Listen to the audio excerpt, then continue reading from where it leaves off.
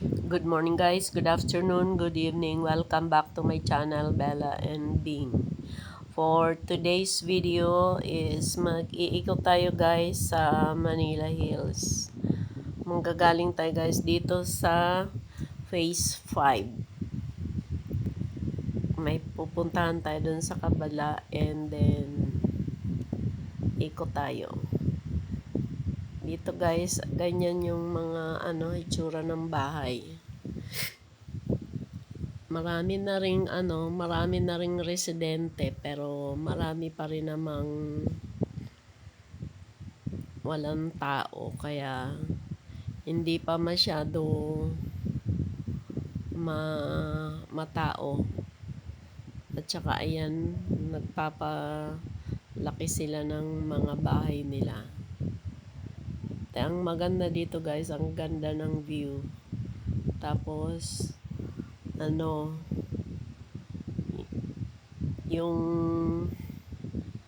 hindi mo na kailangan lumayo para ikaw ay mag-jogging. Dito lang ang daanan dito is medyo matarik. Kumbaga paakyat mostly, pero may plain din naman kung ayaw mo ng medyo paakyat. Doon ka lang jogging sa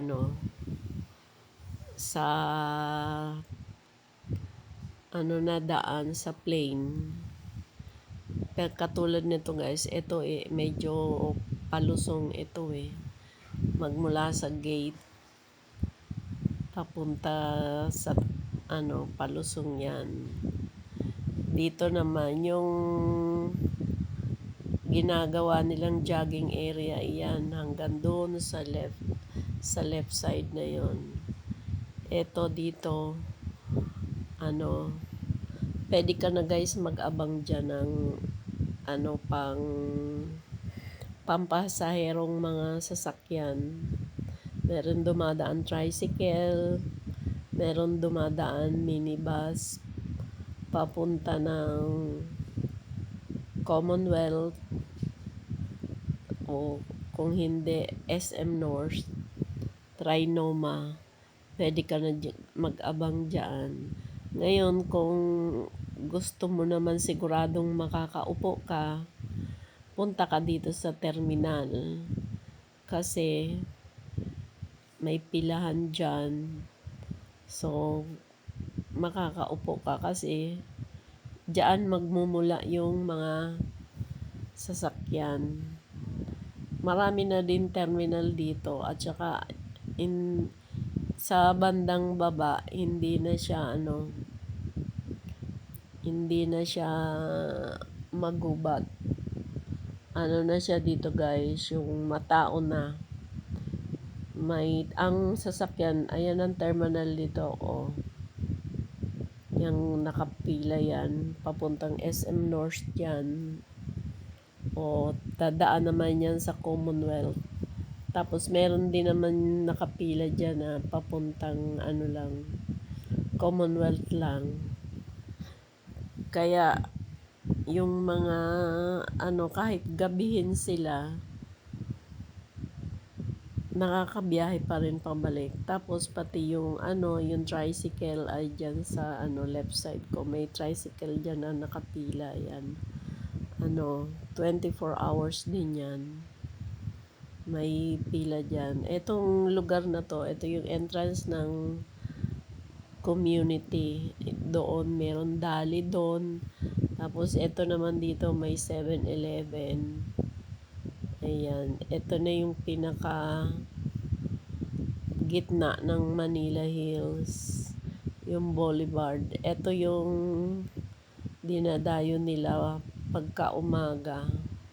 Yung mga estudyante dito nagja-jogging, tapos may mga nagpa-practice ng mga activity nila kasi maluwag yung area. Pwedeng tawag doon, mag-accommodate ng maraming estudyante. Tapos dito tayo paakyat yan guys Ayan, may kapilya dyan ng Iglesia ni Cristo. Ayan, bagong kapilya nila yan. Ano, pagka medyo kaya mo naman ang maglakad, may mga shade naman na madalang. Ayan, mga akasya. May shade na akasya. Kaya pagka hindi masyado pa mainit, pwede naman maglakad. Pero may tricycle dyan guys. O, tingnan nyo kung gaano katarik yan. Katarik yan. Kaya gustong gusto yan guys ng mga joggers. Mga nag-e-exercise. Kasi kumbaga maaano ka talaga. Ma-stretch yung mo, legs. Ganyan kataas yan na kalsada. Kasi to medyo bulubundukin ba nung araw. Ginawa nilang medyo sigsag ng konti. Pero slight lang ang pagkasigsag. Kasi hindi naman masyado bulusok. Kontrolado naman siya. Pero talaga pagka naglakad ka,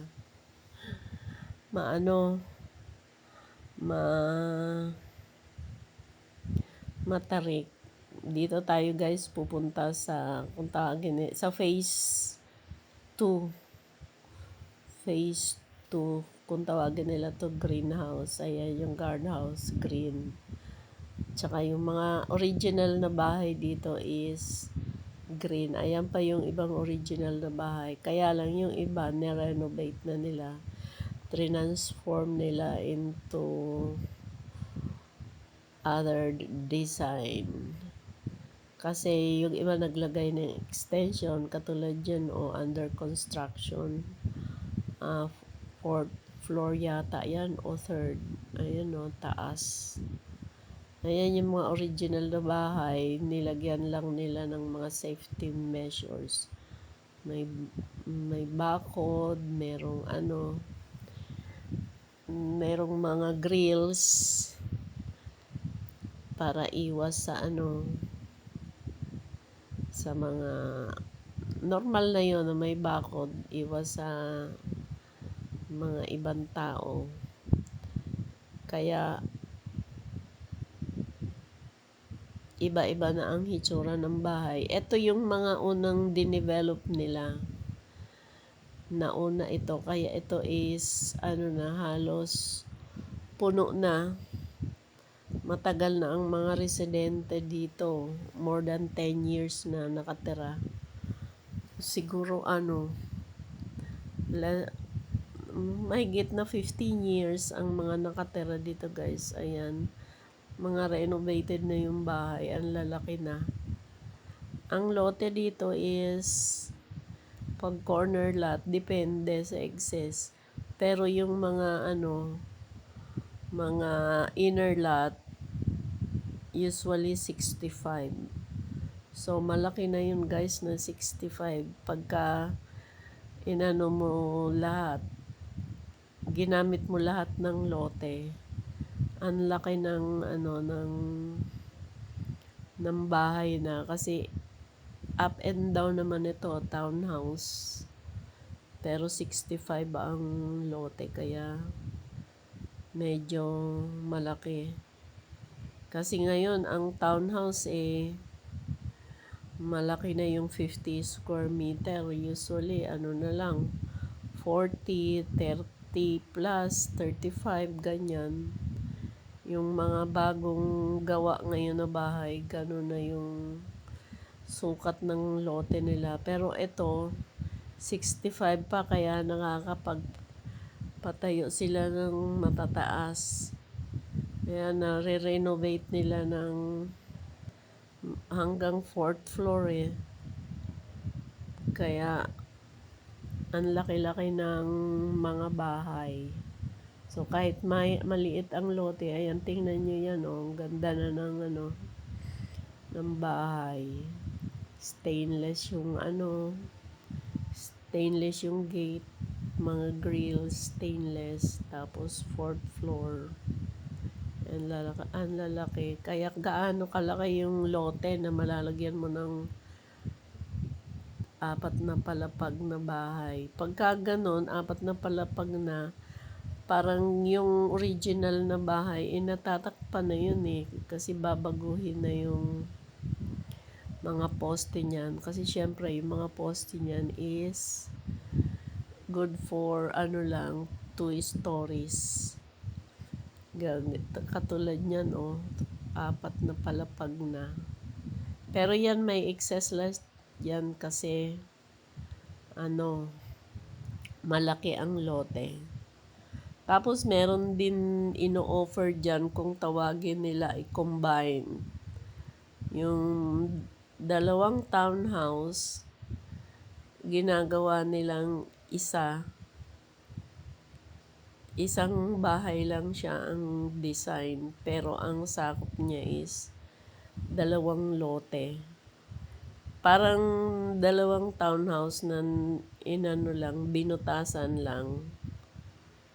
Kaya kung tawagin nila yun i-combine. Tapos dito naman sa paglabas natin dito sa kabila. Ayan ang view dyan. Hapon na yan na siya. Ito ay 6 o'clock na, kaya ganyan na yung kulay ng langit. Wala na tayong makikitang araw. Na lang siya, shadow. Kasi hapon na. Tahimik naman dito, kumbaga pag may ulan, maulan lang, kaya lang hindi ka mag-aalala na mababaha yung bahay mo. Kasi as in mataas, literal na mataas na lugar. Kaya safe na safe. Ang problema nga lang, pag nagtatrabaho ka or nasa labas ka, nasa Maynila ka or sa Quezon City or anywhere, doon ka may stranded sa dadaanan. Ayan guys, yung sa right side na yan, paakyat, papunta yan doon sa, may nagtitinda dyan guys na barbecue. Kasi dito, marami ditong nagja-jogging.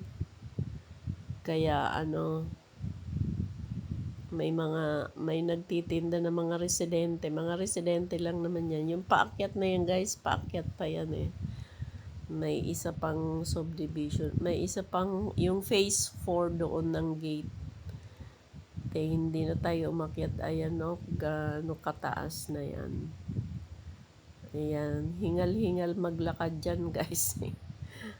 Kaya masarap mag-jogging. Ayan, ang ganda ng araw, ang ganda, langit.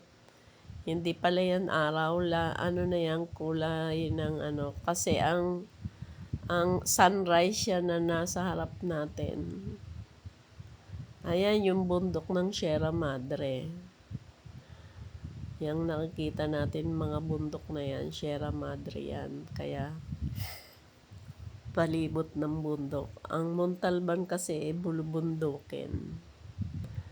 Nga pala guys, ito ay nasa parte ng Rodriguez Rizal, San Jose. Ayan yung phase 3. Phase 3.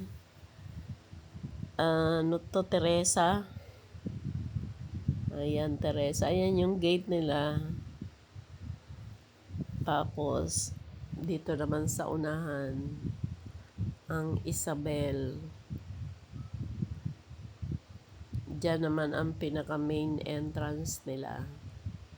Tapos pababa na. Malawak ang kalsada sa boulevard at pati yung sidewalk. Malawak din yung naglalakad. Tabi-tabi sila maglakad pero hindi sila nasisikipan kasi malaki yung yung sidewalk, isang buong lane na yan. Para kasing nakadesign yan, itong area na to, parang hindi pa nila binibenta kasi ano yata ito commercial area. Yung mga lote dito along the boulevard, wala pang ano dyan, wala pang mga bahay. Ang ultimong nakalagay dyan na structure ay yung kapilya ng iglesia. So, palagay ko ibebenta nila yun sa commercial na presyo. Ito na yung gate guys ng Isabel. Ayan naman ang entrance nila. Ayan, pababa na. Yun ang, dito naman sa pinakamababa. Ito yung entrance, pinaka main entrance ng may guard din dyan paakyat. Kinokontrol din kasi nila yung mga nagja-jogging kasi minsan pumapasok sa mga subdivision, sila, tumatakas. Nag-iingat din sila kasi may mga dito medyo walang bahay dito sa along the boulevard. Yan wala silang mga bahay. Kasi yun nga, parang i-commercialize nila itong area na to. Pagdating mo naman dito sa yan sa gate na yan, yung nasa right side, yun ang gate ng phase 1. Ayan. Ito naman, dapat sinara nila doon kasi pinaparadahan ng mga truck. So, hindi na to nadadaanan patagos doon sa phase 5. Ayan na guys, ayan ang 7-Eleven at saka yan yung sales office nila. Tapos, yung, kumbaga dito matao. Sa sakayan babaan, ayan ang mga tricycle guys. 24 hours din yun na tricycle. Tapos yung yung bus din 24 hours. So kung wala kang sasakyan, pagbaba mo ng minibus, tricycle ka pa punta kung saan yung bahay nyo. Ayan, medyo traffic. Dito tayo sa highway dumaan kasi sarado yung shortcut doon. Kasi nga katulad ng sinabi ko, ginagawang paradahan ng mga sasakyan. Minsan may tatambay ng mga sasakyan doon na hindi naman mga taga dyan. Siguro nagpapalipas ng ng truck ban, ganun. So, parang hindi safe sa kanila. Kaya, nila yon, hinarangan. Sa unahan, guys, merong bagong hospital dyan, government hospital. Kaya, medyo tumaas ang presyo ng lupa dito dahil dyan sa mga bagong mga bagong tayo na hospital. Tapos sabi nila ililipat daw malapit dito yung yung munisipyo. Kaya hindi pa man nalilipat, tinaas na nila yung presyo. At saka yung malalaki ang lote, ginawa na nga nilang apartment yung bahay, yung ni-renovate nila, as in ginawa nilang pinto-pinto ready for for rent. Kaya in the future, marami na din ditong mangungupahan. Katulad itong nasa bungad na bahay na yan, nire-renovate din yan, mukhang apartment din. Kasi nga ano, ngayon pa lang na wala pang mga apartment, marami na ditong nangungupahan kasi ang ibang residente dito hindi nakatira. Siyempre may mga trabaho sa malayo. So ito malayo na para sa kanila. Kaya ang ginawa nila, pinaupahan nila yung mga unit nila. Marami din ditong mga nangungupahan. So hindi naman pinagbawal ng homeowners na may mangupahan kasi syempre na yon, income generating. Katulad yan guys, ang taas-taas, 3 palapag. May mga kapitbahay dito na na mga artist, nandun sa kabila ang bahay nila Kaya dito meron din dito guys ginawang apartment sa kanto. Kaya ready na ito pa for rent yata. Ayan, yung kulay orange na yan 3 palapag pahaba siya. Ayan. Halos tapos na Kaya malapit na rin yan magkatao. Ayan na guys, ang kabila, sakop yan ng Isabel Terraces. Saka doon sa unahan, ayan, may ginawa nilang hardware kasi ang laki ng excess lot nila. Siguro yung may-ari niyan may hardware sa baba. Ngayon, yung ibang mga supplies dito nilagay. Ayan inano nila. Yan, may bubong. May mga bakal dyan, may tubo, may simento. Ayan. May nakalagay dyan na mga stocks ng buhangin. Kasi syempre dito, din, yung mga nagpapa-renovate, doon na sa kanila bumibili. Ayan paano na siya palubog. Ayan ang sunset guys, pabaliktad.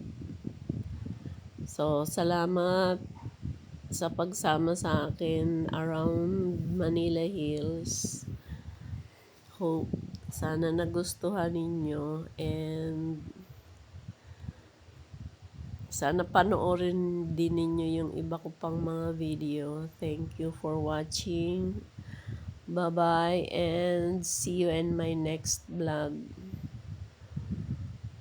God bless us all. Maraming salamat po once again. At ayan na guys, titigil na tayo kasi here we are.